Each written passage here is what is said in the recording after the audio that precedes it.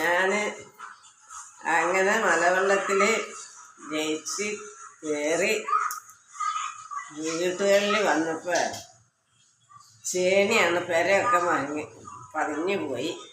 എന്നിട്ട് ചേനി വൈക്കോലും ഓലയും മുളയും അഴുക്കോലും ഒക്കെ എടുത്ത് മാറ്റി എല്ലാം മാറ്റിയിട്ട് ഇത് നോക്ക് അത് നോക്കല്ലേ,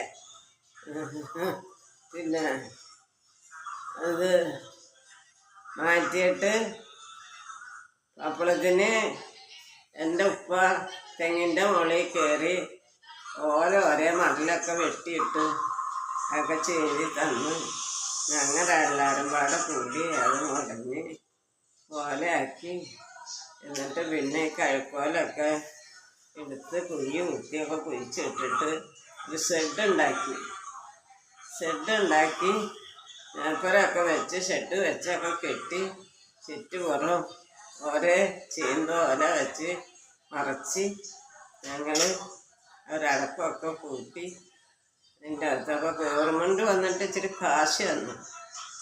എത്രയാണെന്ന് അറിഞ്ഞൂടാ. പടയില്ല എന്നെ കെട്ടിയവൻ്റെ കയ്യിലേക്കാണ് കൊടുത്തത്. ആ കാശ് കൊണ്ട് ഇച്ചിരി ഒക്കെ ഓരോന്നൊക്കെ പോയി മേടിച്ച് എന്തിനു പറയണം. അങ്ങനെ കഴിഞ്ഞിരിക്കുമ്പോൾ കുറച്ച് കഴിഞ്ഞിരിക്കുമ്പോൾ എൻ്റെ കെട്ടിയവന് ഒരു ചായക്കട ഇട്ടു. ഇച്ചിരി കാശ് കൊണ്ട് ഒരു ഓലയൊക്കെ വെച്ച് കെട്ടിയിട്ട് ഈ പാടത്ത് പെണ്ണുകൾ ഞാറ് പറിക്കലും നടലും കൊയ്ത്തും കാര്യങ്ങൾ പിലക്കലുകളും ചോമ്പാരും നമ്മളെ ആൾക്കാരൊക്കെ. അപ്പോൾ ഒരു 10 മണിയാകുമ്പോൾ ഒക്കെ കയറി വരും കാപ്പി കുടിക്കാൻ. കട്ടൻ കാപ്പി, ചായ അല്ല, കട്ടൻ കാപ്പി. കൊള്ളി കപ്പ പുഴുങ്ങിയത്, കപ്പ തൊണ്ടോട് കൂടി പുഴുങ്ങി കടയും തല തുണിയിട്ട് ഇങ്ങനെ വരുമ്പോഴത്തേക്ക് കപ്പ ഇങ്ങനെ വീണ്ടിരിക്കും. അതും ഈ കൊള്ളിയൊക്കെ പുഴുങ്ങി അങ്ങനെ കച്ചവടം തുടങ്ങി. ഇത് ഞാൻ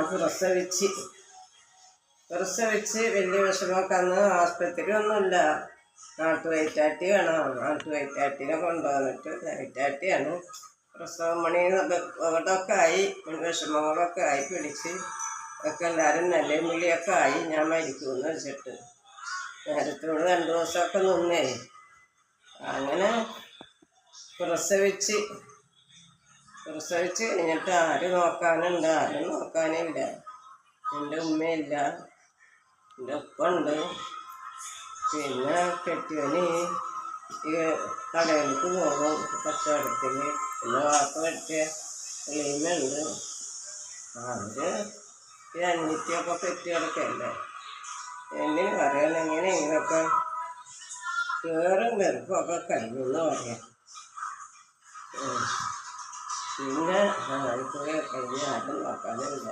തന്നെത്താനൊക്കെ കുളിക്കലും കഴുകലും തരുന്നതൊക്കെ കഴിഞ്ഞ് അങ്ങനെ ജീവിച്ച് അങ്ങനെ ഇരിക്കുന്നു. അങ്ങനെ പിന്നെ കുട്ടിയൊക്കെ വലിയതായൊരു ലൈഫൊക്കെ ആയി. പിന്നെ അരി മിറ്റൊക്കെ ഇടിക്കാനുണ്ടെങ്കിൽ അവിടുത്തെ കൊണ്ടുവന്ന് ഇതൊക്കെ ഒഴിച്ച് തെള്ളണം അരിപ്പാനില്ല. ഇവ സാധനമൊന്നുമില്ല. മുറത്തിലിട്ടിട്ട് തെള്ളണം.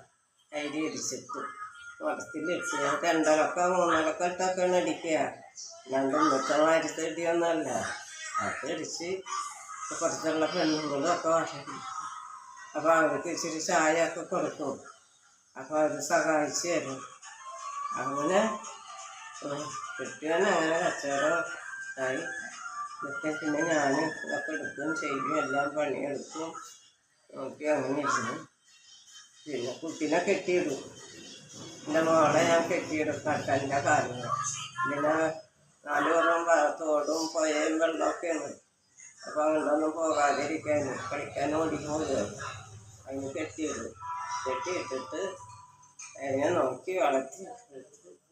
പിന്നെ എന്നിട്ട് പറയണം 61 പെറ്റ് 64 എൻ്റെ കെട്ടിയൊന്നും മരിച്ചു. ഈ ചായക്കൊടുങ്ങിൽ വെച്ചിട്ട് തല അറിഞ്ഞു വരും.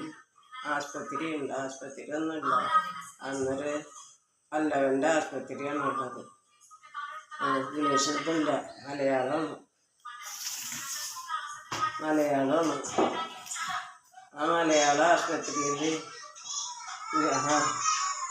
കൊണ്ടുപോയി എന്തിനു പറയുന്നു ഒന്നുമില്ല. അങ്ങനെ എന്താ കെട്ടിയന് ആലുവയിലൊരു ആശുപത്രി ഉണ്ട്, ഒരു ഗവൺമെൻറ്റിൻ്റെ ആശുപത്രി. അവിടെ കൊണ്ടുപോയി. ഉണ്ടാട്ടമില്ല, കണ്ണും തുറക്കില്ല, ഒന്നുമില്ല, തലറിങ്ങി വീണു. അപ്പോൾ എന്നെ കാണാൻ ആൾക്കാർ വിളിച്ച് ഞാനും കുട്ടിയൊക്കെ ചെന്നപ്പോൾ കുട്ടിനെ കേട്ട് ഞാൻ നിലവിളിച്ച് 8 ആഴ്ചയൊക്കെ ചെല്ലാണ്. അപ്പോൾ ഇങ്ങനെ ഇരിക്കണുണ്ട്, ആൾക്കാരൊക്കെ കൂടിയിട്ടുണ്ട്. അപ്പോൾ ആൾക്കാർ ഞാൻ ചെന്നപ്പോൾ പറഞ്ഞ്, എൻ്റെ നാത്തൂൻ പറഞ്ഞ് അതൊക്കെ മോളും കുട്ടിയൊക്കെ വന്നിരിക്കുന്നു, കുട്ടികളൊക്കെ. അപ്പോൾ ഇതെങ്ങനെ കണ്ണടക്ക ദൃഷ്ടി വീണുപോയി, കാണാൻ പറ്റില്ല. കൈ കൊണ്ട് ഇങ്ങനെ തപ്പി എൻ്റെ തലേന്ന് തട്ടെടുത്ത് മോറൊക്കെ തുടച്ച് ഞാനിങ്ങനെ ഇരിക്കേ കുട്ടി. അപ്പോൾ ഒരാൾ മുഖാക്കാന്ന് പറഞ്ഞിട്ട് ഒരാൾ വന്നിട്ട് ചോദിച്ചേ ആശുപത്രി കൊണ്ടുപോയതിനിപ്പോൾ അവിടെ വണ്ടിക്ക് എന്ത് ചെയ്യും, വണ്ടിയില്ല, അല്ലെങ്കിൽ തന്നെ കൊണ്ടുപോകാം, എവിടെ പോകും, വല്ലവൻ്റെ അവിടെ കൊണ്ടുശേഷം ആശുപത്രി കൊണ്ടുപോകും. അപ്പോൾ ആശുപത്രിയിലാലും ആശുപത്രിയിൽ ഗവൺമെൻറ് ആശുപത്രി ഒരു റൂമുള്ളൂ. ഡോക്ടർക്ക് ഇരിക്കാനും രോഗിനെ കിടത്താനും മരുന്ന് ചെയ്യാനും ചികിത്സ ചെയ്യാനും എല്ലാ കാര്യത്തിനും ഒരു റൂമും ഒരു ബാത്റൂമുണ്ട്. വെട്ടിപ്പൊളിഞ്ഞ അതൊക്കെ ഉള്ളൂ. ഇന്നത്തെ കാലം അതല്ലേ. ഇന്ന് ആശുപത്രി കോടികളാണ്. ഇന്നെന്താണ് ആശുപത്രി? അന്ന് ഒരു റൂം അതിൽ കൊണ്ടുപോയി അങ്ങനെ കിടത്തി ഡോക്ടർമാരൊക്കെ നോക്കി പരിശോധിച്ച് ഞാനിവിടെ വന്ന് എന്നോട് പറഞ്ഞ് അരിയും മീനൊക്കെ മേടിച്ച് പോയിക്കോ, ഞാൻ ആശുപത്രിക്ക് പോയിട്ട് വരാമോ, കണ്ണൂരൊക്കണില്ല, നല്ല വിളിയൊക്കെ ആയിട്ട് ഞാൻ വീടിയൊക്കെ വിട്ടിട്ട് ഞാൻ പോകുന്ന കുട്ടീനെ ആയിട്ട്. ഇന്നത്തെ കാര്യമൊന്ന് അത് നോക്കണം, എടുക്കണം, ചെയ്യണമെന്നൊന്നുമില്ല. അങ്ങനെ വേണമെങ്കിൽ വേണം, വേണ്ടെങ്കിൽ വേണ്ട, ഇങ്ങനെയൊക്കെ ആയിട്ട് അത് നോക്കാനോ. വീട്ടിൽ വന്ന് ഇച്ചിരി പൊടിയേരിയൊക്കെ ഇട്ട് കഞ്ഞി വെച്ചിട്ട് കൊലാമ കുത്തിരുന്ന് നോക്കണം, വരണുണ്ടാ കുട്ടീനായിട്ട്. അപ്പോൾ കുട്ടിക്ക് 3 വയസ്സായി, ആരുമില്ല.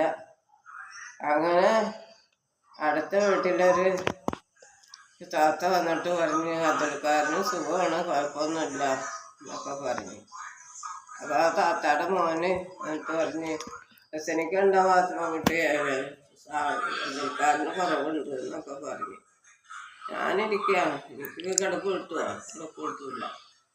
അങ്ങനെ ഇരുന്നു. നേരം വെളുത്തപ്പോഴത്തേന് ഒരു 10 മണി 11 മണി ആയപ്പോഴത്തേന് മയ്യത്താണ് കൊണ്ടുവന്നത്. പിന്നെ ഇന്നത്തെ കഥ ഒന്നും പറയണ്ട.